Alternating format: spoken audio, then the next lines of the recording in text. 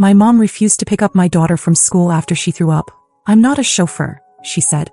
My daughter waited 3 hours outside in the rain with a body temperature of 104 degrees. I didn't fight. I did this. After 3 days they were screaming and panicking. I felt rage. The kind that starts cold in your chest and spreads until your hands shake. I was still on the phone with the school nurse when she said the words. "Scarlett's been vomiting, her fever's at 104, we can't reach anyone else. She's sitting out front. It's raining." I couldn't leave work right away.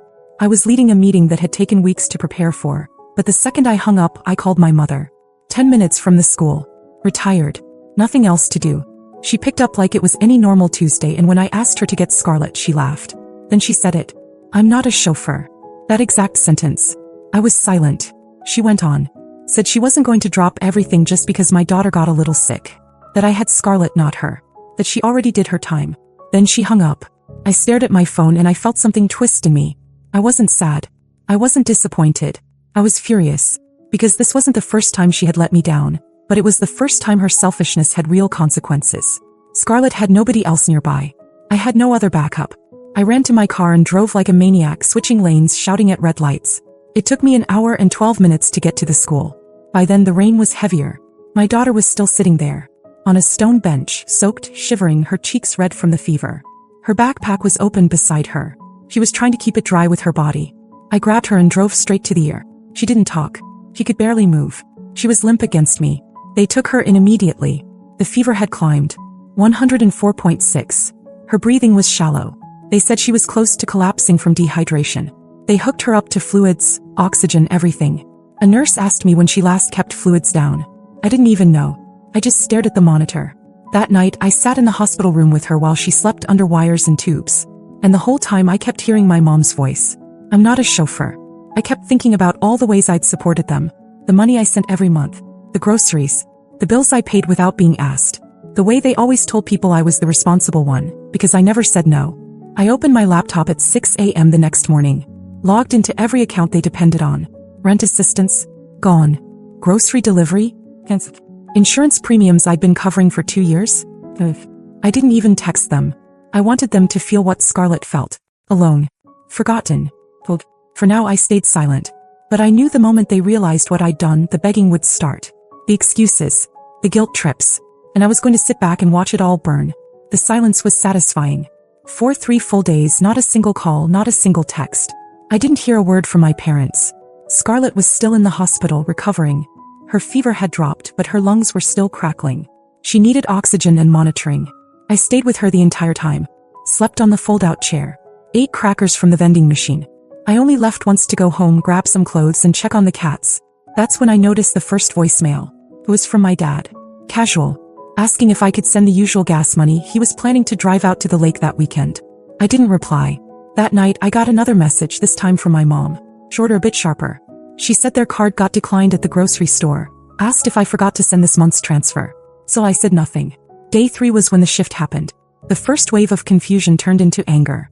My mom called twice, then sent a text with 6 question marks. Then one that just said, "Did you cancel something?" Yes. All of it. By noon, I'd received 5 calls. By evening, 10. I silenced my phone and went back to sitting by Scarlett's bed, watching a cartoon on mute while she slept. The next day they showed up at my apartment. I was still at the hospital when the front desk called to tell me 2 people were banging on my door. They left after a while, but I got a voicemail. "We need to talk. You've made your point, but this is serious. We need that money. We've got bills due. Why would you do this to your own family?" That word. Family. I almost laughed. Scarlett was slowly getting better. She asked about grandma once. I told her the truth, that she couldn't come. I didn't say more. Scarlett nodded and went back to coloring. But something had changed in me. I wasn't just angry anymore. I was done. That night, my mom sent the last calm message I'd ever get from her. "I don't know what you think you're doing, but if you're trying to hurt us, congratulations. You've succeeded. Hope you're proud of yourself." The next morning I checked the camera at my front door. They'd come back. This time yelling. My dad had kicked over a potted plant. My mom was screaming into the doorbell camera. They didn't know about the second camera. Or that I recorded everything. I watched the footage twice. Not out of fear, out of fascination. This was how they handled a minor inconvenience. They still had no idea what was coming. By the 5th day they weren't pretending anymore. My dad left a voicemail saying they were about to lose their electricity. My mom sent 5 texts in a row, most of them in all caps. She said I was punishing them over a misunderstanding and that I was overreacting. Then she added something that sealed it. We didn't ask to be grandparents. That was your choice. If she can't handle a little rain, maybe she shouldn't be in school. I stared at the message for a long time. I read it again, then again. Scarlett had nearly gone into shock from dehydration and fever, had spent 4 nights hooked to machines, and they had the nerve to say that. I didn't respond. I just started moving things into place. There was still one last card I hadn't played. My name was on their lease. Years ago, when their credit was garbage, I had co-signed to help them get the place. I'd been paying the difference in rent ever since. I emailed the landlord that afternoon. Explained I was removing myself from the lease at the end of the month and that I wouldn't be continuing to help cover payments. I knew exactly what would happen. At 2:13 a.m. I got the first true panic call. My mom. Her voice was shaking. She said she needed to talk, needed to explain. Said things had been taken out of context. That they didn't mean what they said. That they were just frustrated and didn't think I'd take it so far. I listened to the voicemail. Then I deleted it. An hour later my dad called. No apology. Just threats. Said if I let them get evicted, it would be the end of our relationship. That I'd regret it. That karma was real. I smiled at that one. The next day they drove back to my apartment. This time they waited in the hallway outside my door for 2 hours. I didn't let them in. I watched them argue with each other on the hallway cam. They were shouting so loud the neighbor came out to complain. They didn't even notice. Scarlett came home the next day. Still weak, still coughing, but smiling again. I set her up on the couch with blankets and her favorite books. She asked why Grandma and Grandpa hadn't called. I just said they were busy. But inside I was waiting. Because they weren't just scared now. They were desperate. And people like them, when they get desperate, they eat each other alive. It started with a voicemail from my aunt. Someone I hadn't heard from in over a year. She said my mom called her crying, said I was freezing them out and they were on the verge of being homeless. She asked me to call her back and be the bigger person. I didn't. Scarlett was still recovering, and every time I looked at her, curled up under her blanket sipping water slowly through a straw, I felt the fire flare up again. My mother left her in the rain. My father didn't lift a finger. And now I was supposed to show them mercy? They'd made their bed. By day 7 they were out of food. I know because they used the last of their data to post a Facebook status calling me vindictive and mentally unstable. Said I was brainwashing Scarlett, poisoning her against them, and that they had no idea why I'd suddenly turned on them. Then they started turning on each other. That same day I got an email from my landlord. Apparently my dad tried to claim I had agreed to keep paying the rent and said he had it in writing. He didn't. I forwarded every receipt, every message, every agreement showing otherwise. That's when the real panic began. The next morning my dad showed up at my office. I had security remove him before he got past the lobby. He stood outside for 45 minutes shouting my name. That afternoon I got a string of texts from my mom, bouncing between sobbing apologies and wild accusations. He said I was cruel. Said I was tearing the family apart. Then she sent the one that finally showed her cards. You win. You got what you wanted. She should have never been born. None of this would have happened if you didn't trap yourself with a kid. That was it. I screenshotted every message. Every voicemail. I stored them in a folder called In Case I Ever Forget. Because I didn't want to. I wanted to remember exactly what kind of people they were. A week ago they thought I needed them. Now they were squatting in their own apartment, trying to stretch electricity off an extension cord from the hallway outlet, hoping the neighbors didn't complain again. The eviction notice was coming. I didn't even have to push it. They were pushing each other. And karma was just getting started. I thought I was prepared for anything, but I wasn't expecting the police. They showed up at my door 2 days after the last voicemail. 2 officers. Calm, polite, but serious. Apparently, my parents had filed a report claiming I was withholding financial support I had legally committed to, and that Scarlett had been endangered due to my neglect. The moment I heard that word, neglect, I felt my pulse in my ears. I invited them in, sat them down, and handed over everything. The messages. The hospital discharge papers. The proof of financial support I'd been giving them for years. I even played the voicemail where my mom said Scarlett shouldn't have been born. The officers looked uncomfortable by the end. One of them asked me quietly if I wanted to file for a restraining order. I didn't answer. I just asked them to leave. That night, I drove to my parents' apartment. Not to talk. Not to yell. To serve them. The restraining order went through the next morning. They couldn't come near me or Scarlett anymore. And for a while I thought maybe that would be the end. But then something unexpected happened. A man in a black hoodie knocked on my door. I didn't recognize him at first. He was my dad's cousin, someone I hadn't seen in 10 years. He said he heard about what happened. That my parents had been lying to everyone. That they'd been telling people I stole money from them, abused Scarlett, left them to starve. He said his own father had loaned them nearly $5,000 a month before. And they told him I refused to help them because I was spending everything on vacations and a new man. I laughed. He didn't.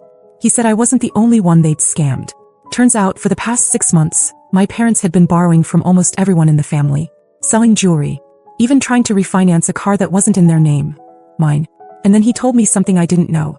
2 days before Scarlett got sick, my parents received $800 from a small inheritance check left to them by a distant relative. They told no one. Spent it at a casino. I stared at him. He apologized and left. That same night, I got an anonymous letter in the mail. No return address. Just a single sentence. This is your fault. If they die, it's on you. I knew it was my mom's handwriting, but I didn't flinch. I lit a match and burned the letter in the sink. That weekend, their power was officially shut off. They had no food, no water, and no one left to call. Not even the cousin who warned me. No one wanted to be involved anymore. The last voicemail I ever got from them was just breathing and crying. And I listened to it while holding Scarlett's hand, watching her fall asleep peacefully in her own bed. Karma wasn't just knocking. It had broken the door down. It had been quiet for 5 days. Scarlett was back to playing with her dolls and asking questions like nothing had happened. I had started to sleep again. Thought it was over.